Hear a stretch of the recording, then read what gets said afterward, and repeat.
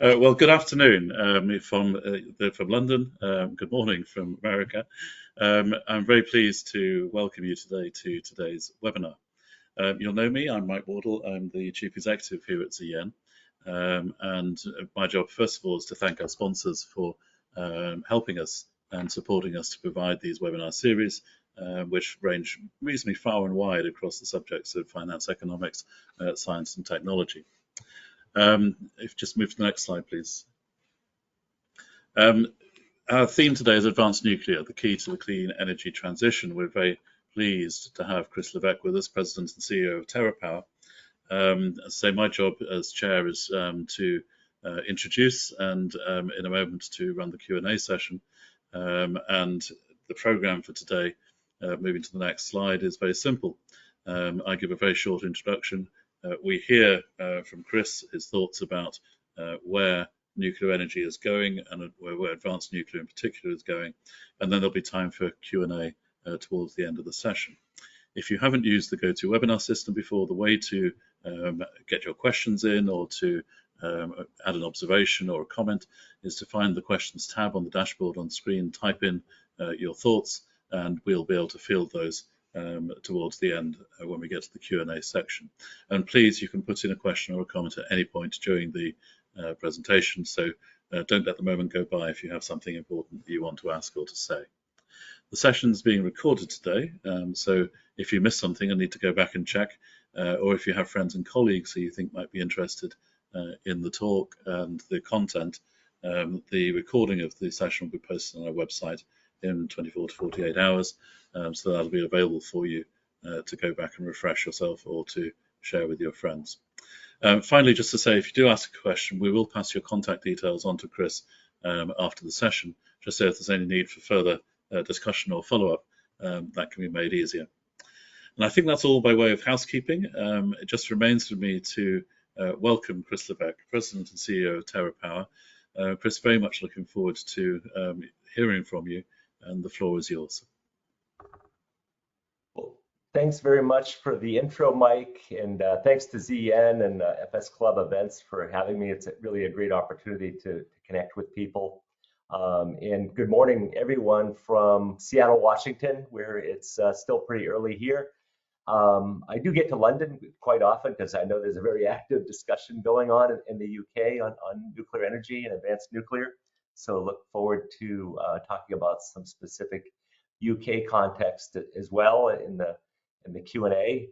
But I wanted to start with an overview of TerraPower and the Natrium reactor, which is our largest project at TerraPower. And just, I can't help but explain what you're looking at in our title slide. That is molten salt. And you've probably heard of molten salt reactors. TerraPower doesn't have a molten salt reactor that's at this phase. We have one in its earlier phase, but today I'm mainly going to talk about a reactor called Natrium, which is a liquid sodium reactor. But we still use molten salt in that reactor as not as a fuel, but as a way to store heat. So that's what you're looking at is molten salt. Next slide, please. So TerraPower is about 15 years old, founded by Bill Gates, and really from our beginning, we recognized that, and the founders recognized that advanced nuclear energy was going to be needed to support the energy transition. And of course, our founders, people like Bill Gates, were really futurists. Some folks were talking about climate change 15 years ago, but it was really the futurists who were thinking about the technical solutions.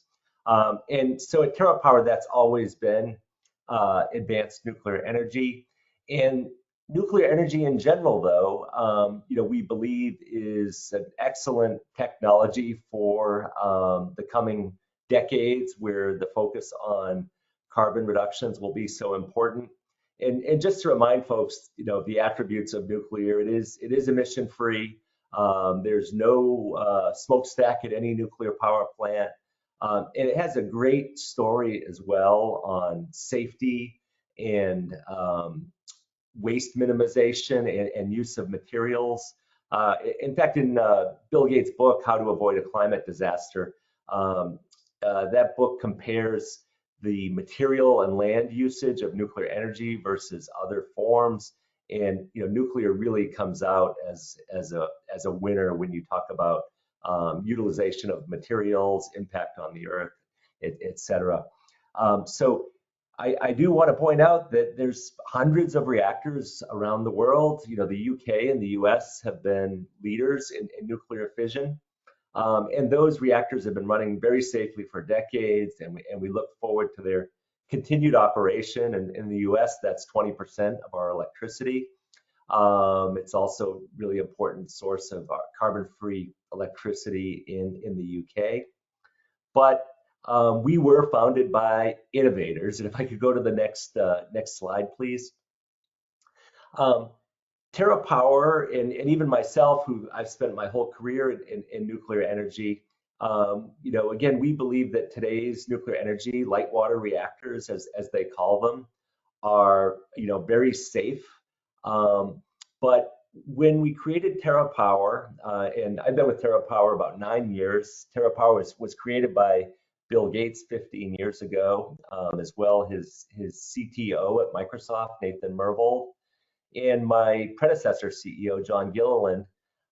When the founders created TerraPower, they recognized that nuclear energy and the current nuclear industry companies really were at the most innovative place in the world. For good reason, right? Safety and regulation have been super important in nuclear for going on 60 years. But when you kind of focus on just repeating past performance and kind of risk-averse management culture, that's not really supportive of innovation. So what you saw over the past decades is that nuclear energy companies and the existing light water technology, really haven't innovated to a large extent. And you can see evidence of that if you go in many light water reactor control rooms today. You'll see digital control, you'll see analog control rooms, excuse me, because we've kind of been afraid to engage regulators and afraid to take innovative steps to bring in new technology. So that's really one of the big reasons that TerraPower was created. Was we recognized that, and the founders recognized that they needed to create an innovation hub for nuclear. And again, I mentioned I've spent my whole career in nuclear. And before joining TerraPower, I worked in kind of the old-fashioned nuclear industry. I worked in the nuclear Navy. Huge success stories, both of those, but not innovative places. In my upbringing in the old-fashioned nuclear industry, I was actually, taught not to innovate. Really, our management culture was to repeat what was done safely in the past, and again, that brought us to a very good place with having reactors that were safe and performance that was reliable. But again, over years, that kind of culture leads you to falling behind in technology. So at TerraPower, we're up to 600 employees now. We have many folks who have come over from the old-fashioned nuclear industry, who are bringing that great safety culture. But we're also super selective. We're looking for kind of the top people from today's industry who are willing to innovate, who are willing to look at the technology opportunities that we've kind of missed out on in the past few decades. Things like materials advancements, advanced computing, and oftentimes improvements that at our own US or UK national labs that have kind of been proven out in maybe in technical papers, but haven't really reached the engineering and construction phase. So TerraPower is all about taking that great foundation of nuclear fission success and bringing on those new technologies. So Bill Gates got the founders together in about 2006 on this problem, and then TerraPower was founded about 2015. So if you look at our timeline there, the first phase of TerraPower's existence was all about deciding on the technology to pursue, which is Natrium, and I'll get into that in a moment, and kind of using our lab and our advanced computing facility to retire the early risks and really get Natrium ready for what we call commercialization. In 2020, the US government held a really important competition called the Advanced Reactor Demonstration Program. The US government, like the UK government, realizes that countries like the US and UK that really created civil nuclear energy 60 years ago were falling behind in a global competition with Russia and China. It turns out Russia and China are moving forward with advanced nuclear technology. And the US government took a bold move with support from both parties in Congress to create the Advanced Reactor Demonstration Program competition. And TerraPower, in fact, won that competition to develop our Natrium reactor. So before I kind of continue with the Natrium story, I wanted to mention two other projects which are smaller that we have at TerraPower. One is the molten chloride fast reactor, which is roughly 10 years behind Natrium. And it is, in fact, a molten salt fueled reactor that we're very excited about and has opportunities ranging from process heat to marine propulsion. And then another innovation that we had that was totally not envisioned when Bill created the company was we started a medical isotopes business about 8 years ago called TerraPower Isotopes. And I think that creation of the TerraPower Isotopes business, which is now producing actinium-225 for drug companies and fighting cancer, I think that's a great example of how innovation works. Sometimes you don't plan on it. Sometimes you just get a smart group of people together and they think of something totally new and totally impactful. So I did want to mention that because it's part of this story of why TerraPower was created. It's part of this story of how we had to create TerraPower to create a place for innovating in nuclear science because no other company was really doing that. Next, please. So the Natrium technology is really, at least in its first year, is going to be focused on electricity production. I mentioned if we're going to decarbonize our economies, there's a need to decarbonize electricity, transportation, the industrial sector. But what we're seeing for Natrium is there's a huge need for dispatchable electricity. And what do I mean by dispatchable?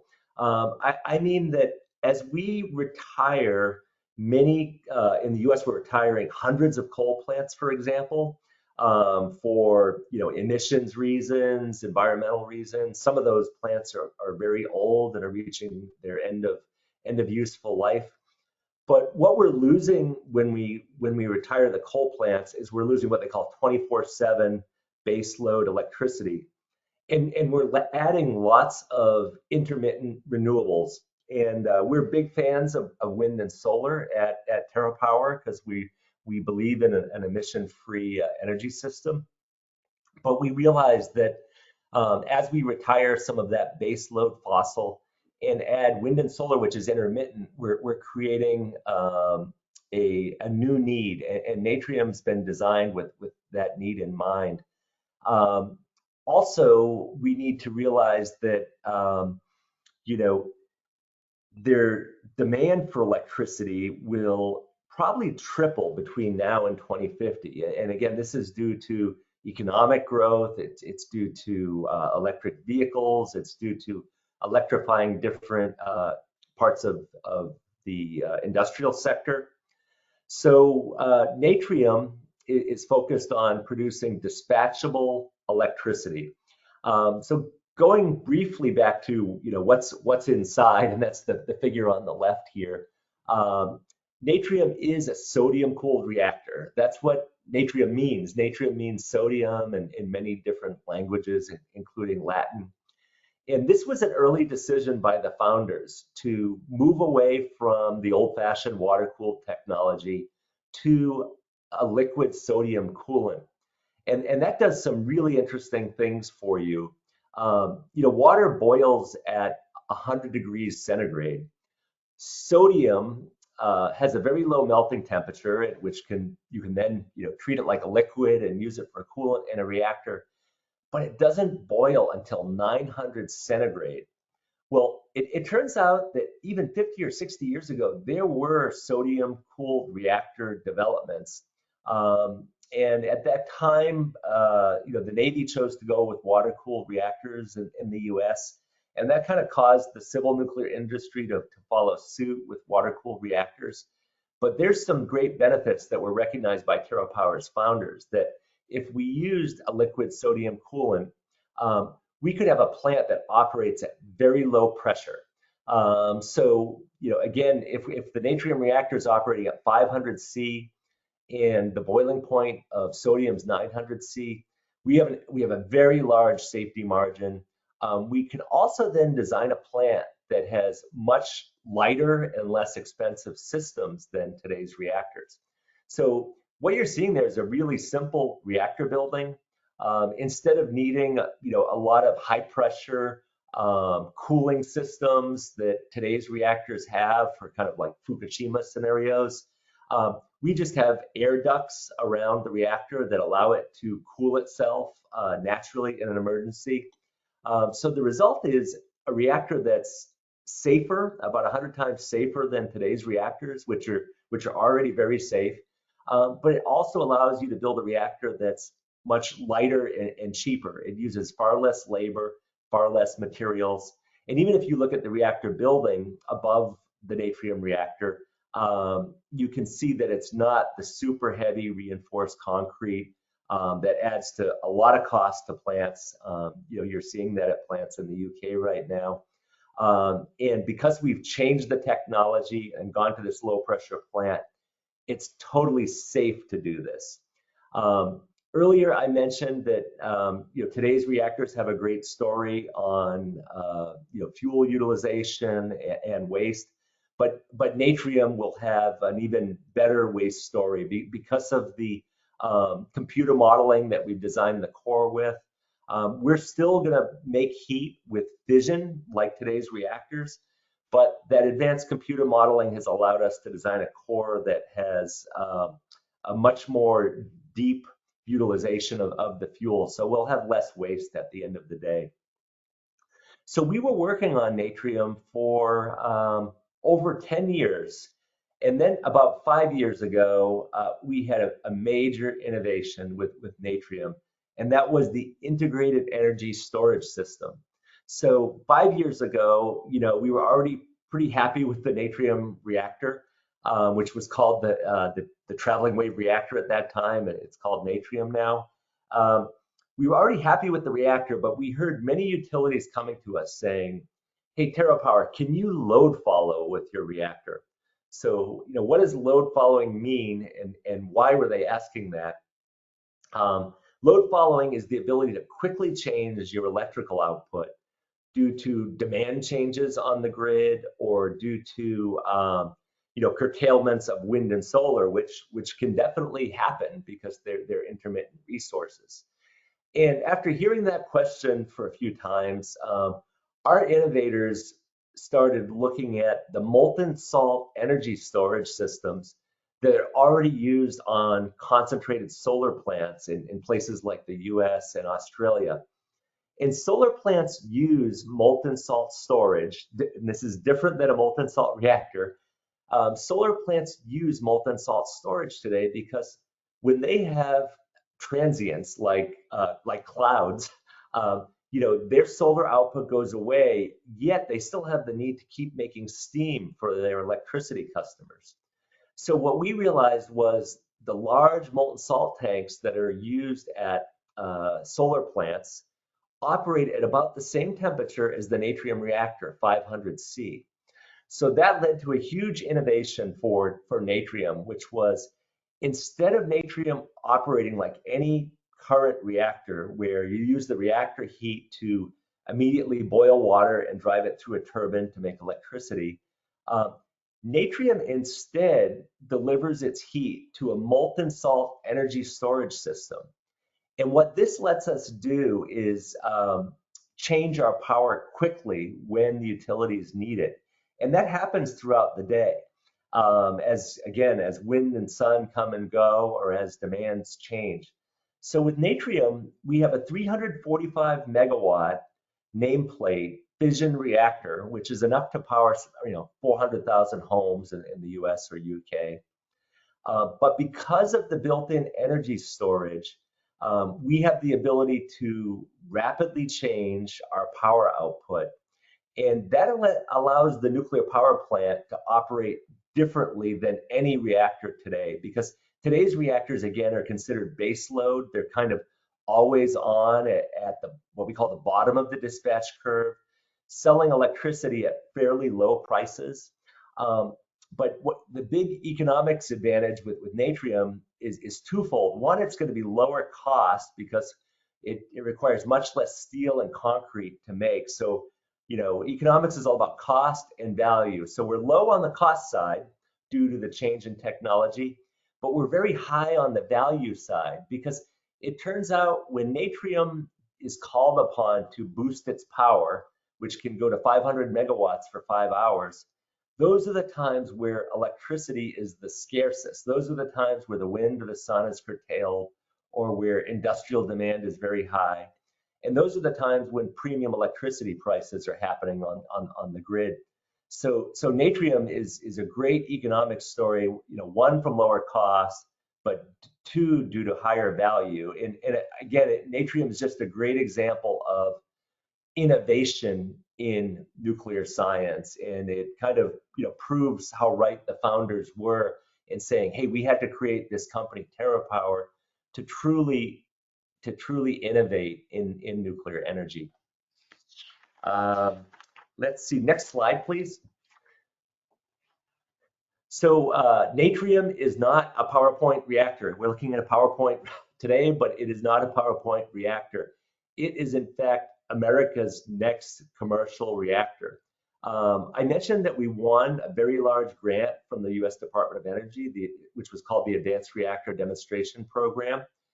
And the reason for that large grant is the US realizes that free world countries like the US and the UK are in a competition with state-owned companies in Russia and China who are moving forward with advanced reactors. They're moving forward with what they call Generation 4 reactors like Natrium.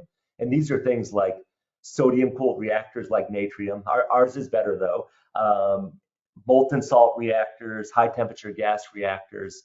The US Department of Energy realized, hey, if we're going to compete on the global stage, we need to keep moving forward and continue with the leadership that countries like the US and the UK showed 60 years ago.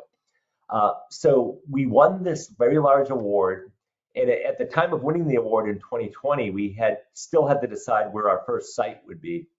In 2021, we came together with PacifiCorp, who's a utility owned by Berkshire Hathaway Energy, and decided that our first plant would be in Kemmerer, Wyoming, at the site of a retiring coal plant. So that's just a region that has an incredible need for a plant like Natrium, because in that Mountain West region of the US, they have a considerable amount of coal plants that are reaching their end of life and retiring.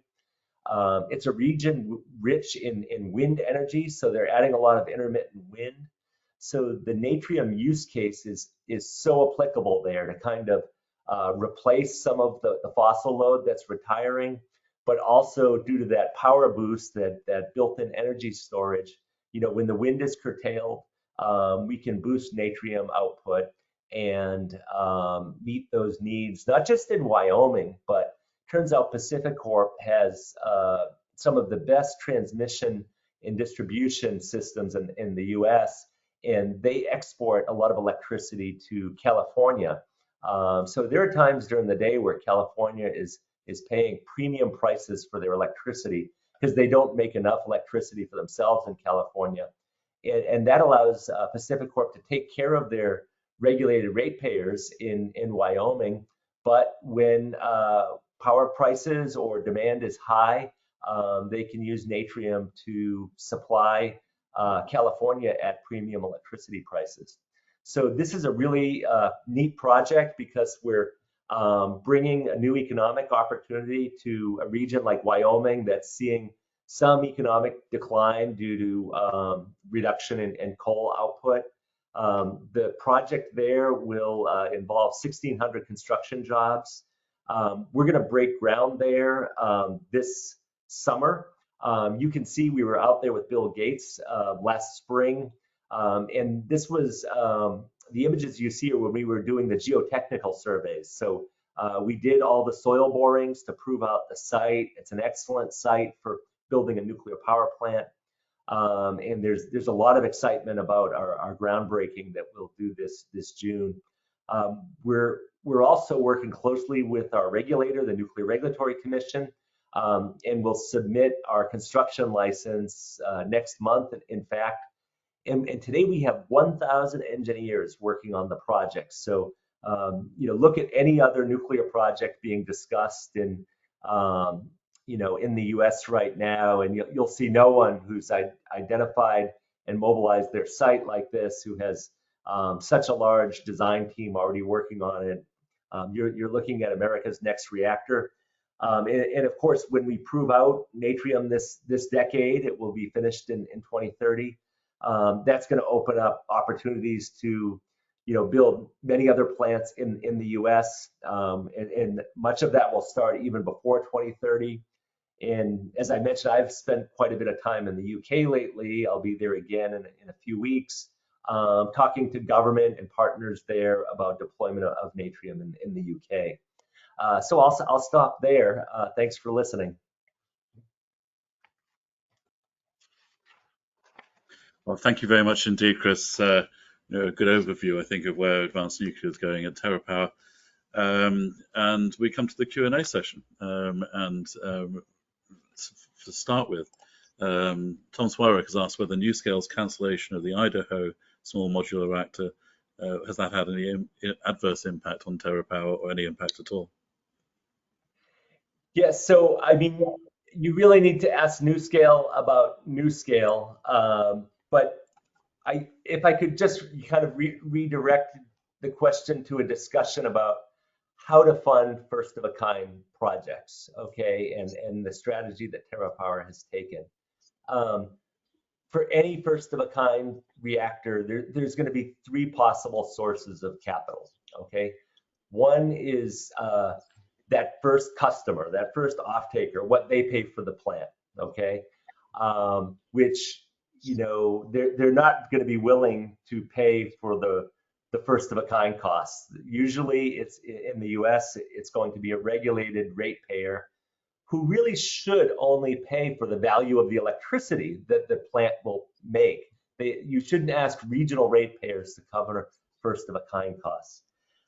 The other two sources of money are the federal government, and I think in our example, this advanced reactor demonstration program is an indication of a huge U.S. government commitment.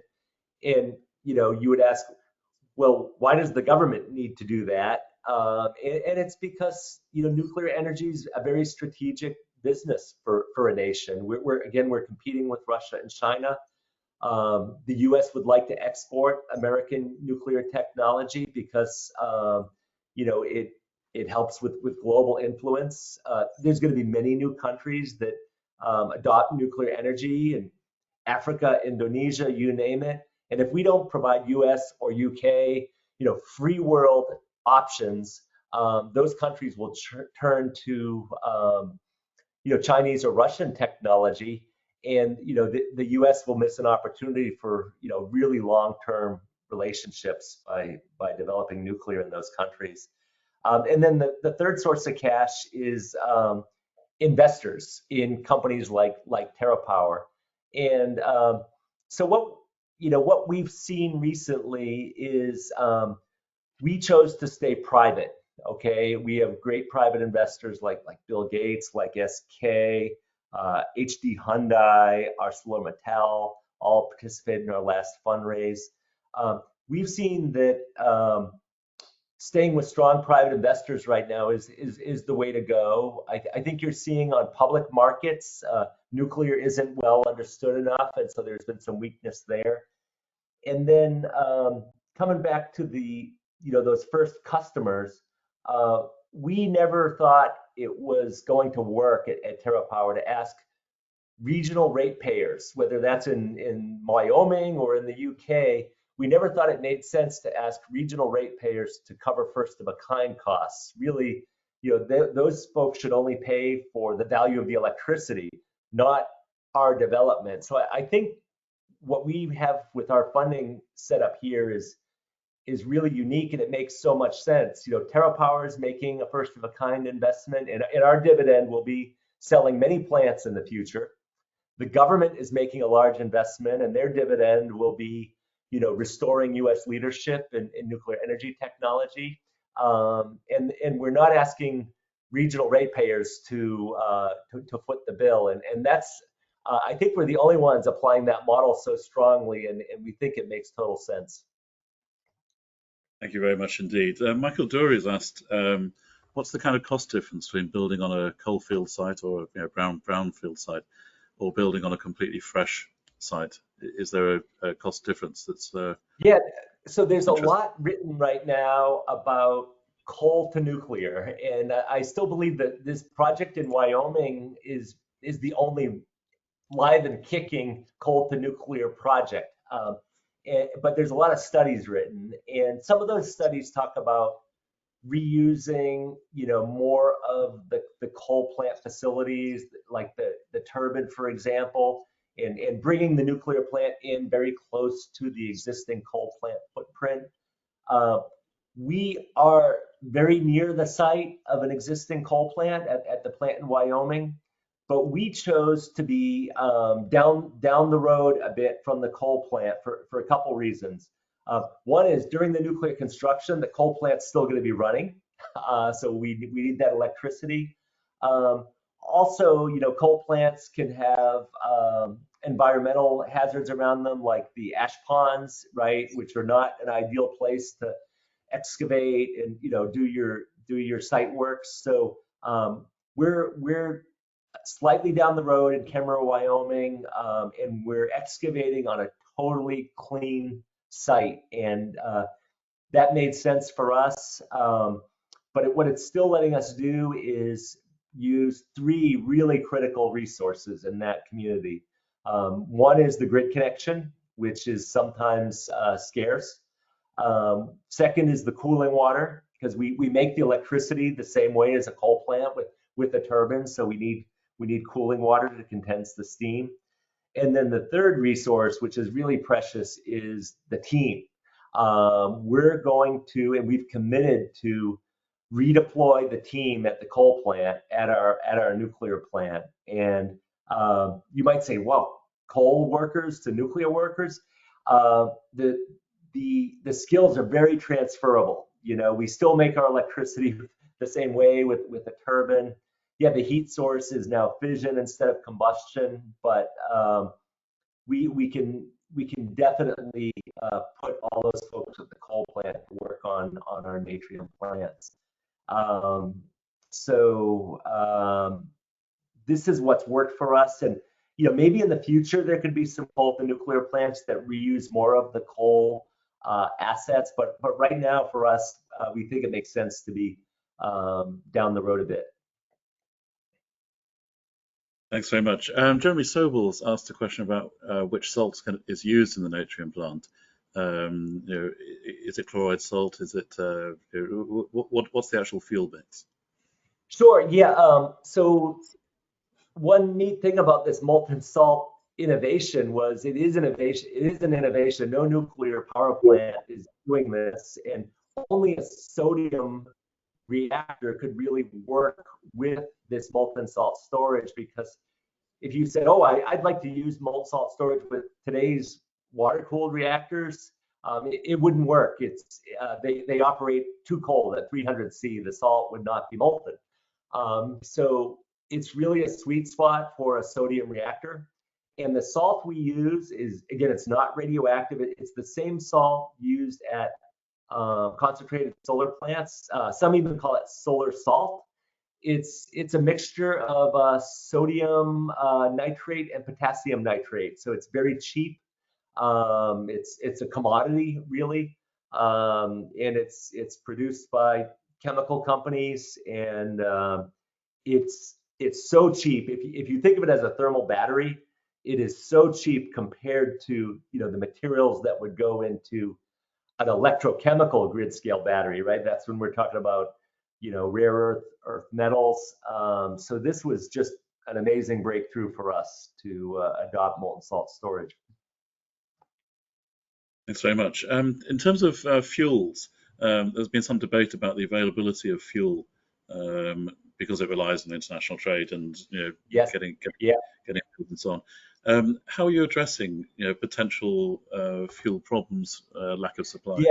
Yeah, I'm sure you're talking about HALEU, high assay low enriched uranium, which I'll get to the solution there. But first a little bit about the problem. The problem was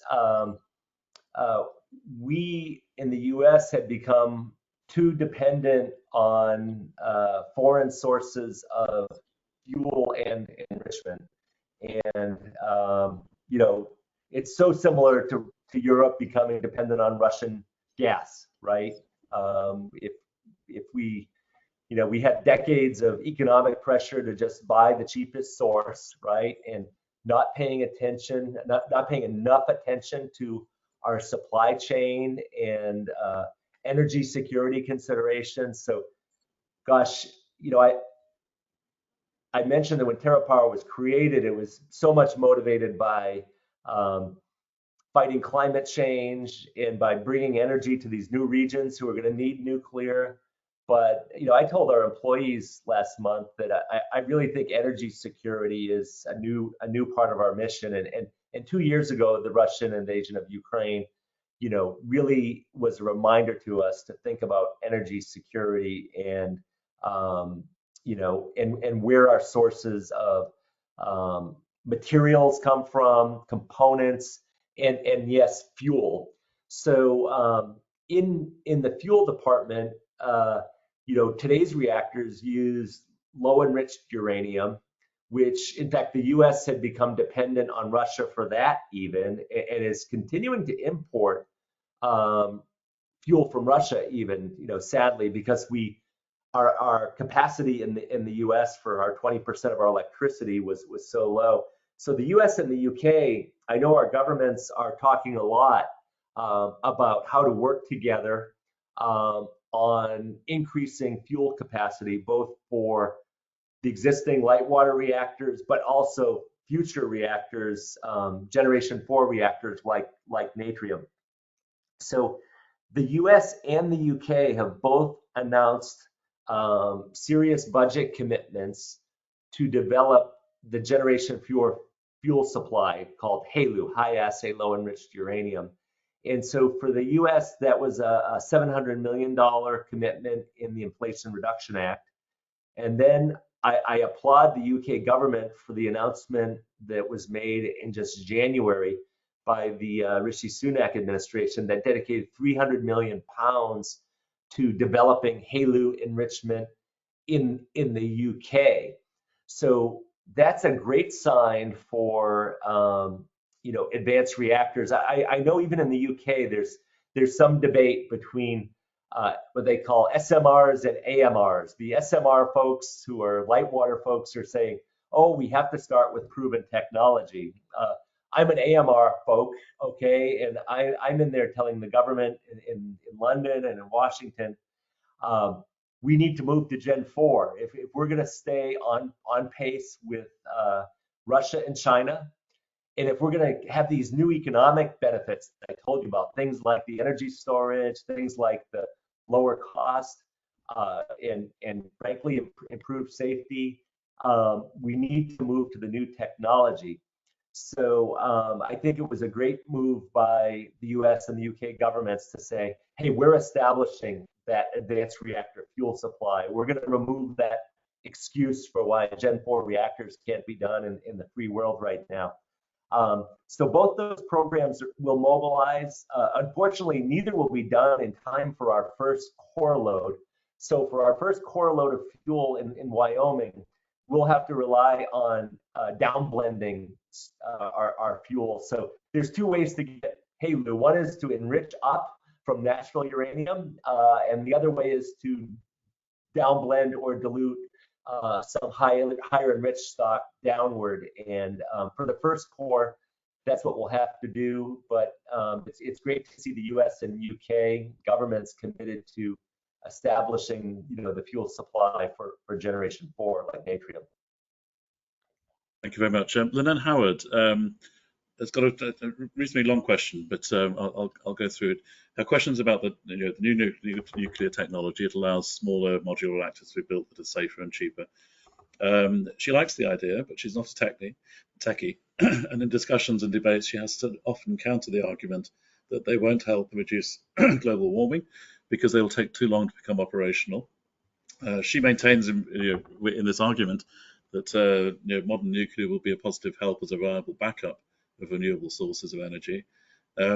And then she adds, at least until it becomes possible to rely on renewables all year round. So is there an opportunity perhaps for a time limit on the operation of nuclear power to concentrate people's minds on continuing to improve renewable energy sources? So a few things there. We're big believers in renewables, and even though we're a nuclear company, we look at the system, and that's how we shaped Natrium, was to fit on a system, on a carbon-free system that has massive renewables.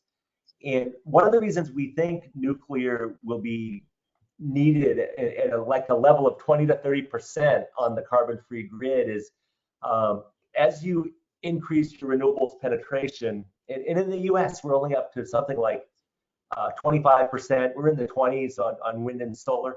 With each increment of wind and solar, each additional increment will become more expensive because you're adding intermittent resources. You're kind of having to overbuild because wind and solar don't operate at their capacity all the time. And with each increment, you need to add more storage, which is expensive grid scale batteries. And there's economic impacts of that in terms of materials utilization, in terms of land use. We've had folks in Virginia tell us where there's huge data center demand. We've had folks in Virginia say, hey, we're out of good land for solar plants because we're an agricultural state. So there's an impact to renewables as well, environmentally and economically. So we really believe an optimum clean energy grid is going to be 20 to 30% nuclear.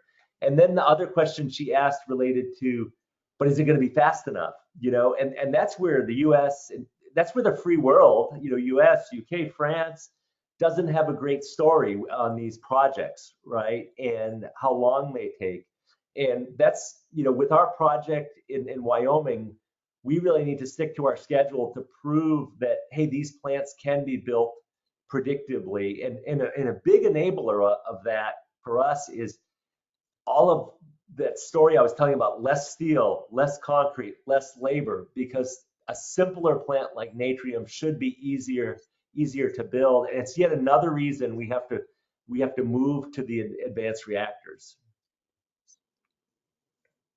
Thank you very much. I think probably a final question, given the time. Danny Weaver has asked, is the Natrium plant designed to be a standardized design which can be replicated, or does each plant require a modified design depending on its location? Yeah. Hey, Danny, nice to hear from you. Yeah, for sure, we need to push for standardization. That's been a problem in nuclear in the past. Is customization has led to higher costs, higher first of a kind costs, higher nth of a kind costs, higher operating costs, and TerraPower will really be, managing the configuration of Natrium plants around the world. We'll have the first reactor which has a digital twin. Okay, so we'll be using a digital twin to learn from the reactor measurements every hour of the day and optimize Natrium. But for sure, standardization is something we have to enforce. It's a big lesson learned in nuclear. Well, thank you very much. I'm afraid we've run out of time, and we could have gone on, I think, with the discussion for long. I have a number of questions myself I haven't got through, so I might have to drop you an email. Just to give some thanks, I think, to those who need some thanks. Looking at the next slide, please.